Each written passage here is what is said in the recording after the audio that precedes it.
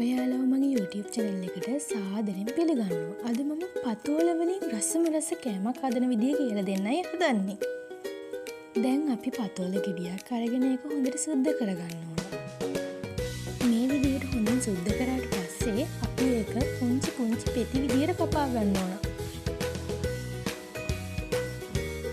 ඉතින් අපි මේ විදියට පෙති කපා ගත්තට පස්සේ මේක ඇතුලේ තියෙන ටික හොඳින් සුද්ධ කරන්න ඕන මේ ආකාරයට. සුද්ධ කරාට පස්සේ අපිට මේ විදිහට තමයි පතෝල පෙති ටික ලබන්න පුළුවන් වෙන්නේ. දැන් අපි කපාගත්තු පතෝල පෙති පැත්තකින් තියලා දැන් අපි වාජනයක් අරගෙන ඒකට බිත්තරයක් දාලා ඊට පස්සේ අපි ඒකට පාන් පිටි එකතු කරගන්නවා. දැන් මේ දෙක හොඳින් මිශ්‍ර කරගන්න.